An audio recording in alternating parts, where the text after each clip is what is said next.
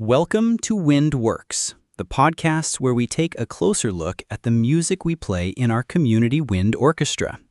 Today we're exploring one of Mozart's most beloved works, the Magic Flute, arranged for wind orchestra by Jaroslav Sip and published by Editions Marc Reift. The Magic Flute, or Die Zauberflöte in German, was Mozart's final opera, premiered in Vienna in September 1791. It was an immediate success with audiences, though Mozart himself sadly didn't live long to enjoy its triumph. He died just a few months later, in December of that year. Despite this, the opera quickly became one of the most performed and enduring in the repertoire. The story is a curious blend of fairy tale fantasy and Enlightenment philosophy.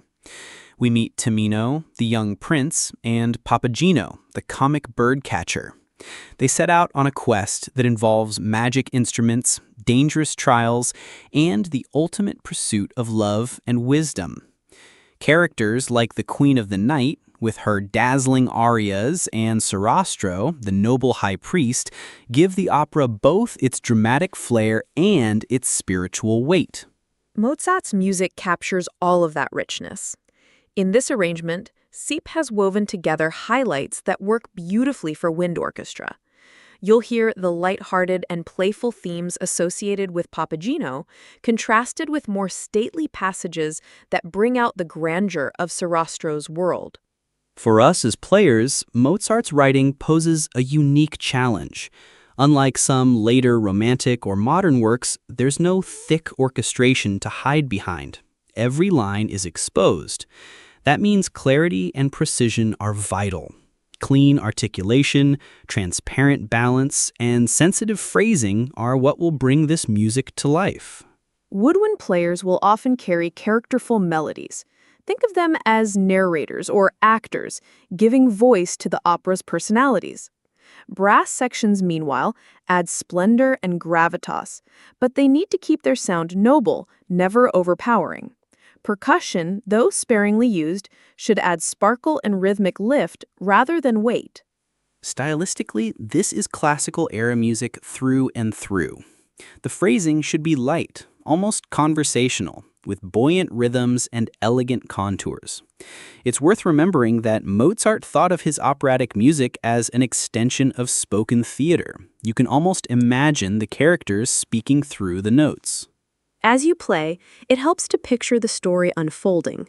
Papageno's comic chatter, Tamino's noble determination, the Queen of the Night's intensity, and Sarastro's solemn wisdom. All of these contrasts are written into the music. If we bring out those characters through our playing, the audience won't just hear pretty melodies, they'll feel the drama and magic of the tale. Another point to note is ensemble awareness. Mozart often passes lines between sections, so we need to listen across the band and match tone, articulation, and dynamics carefully. Think of it like chamber music, only on a bigger scale. And remember, this music is joyous. Even the serious parts carry a sense of clarity and uplift. It's a piece that celebrates the triumph of love, truth, and enlightenment over darkness.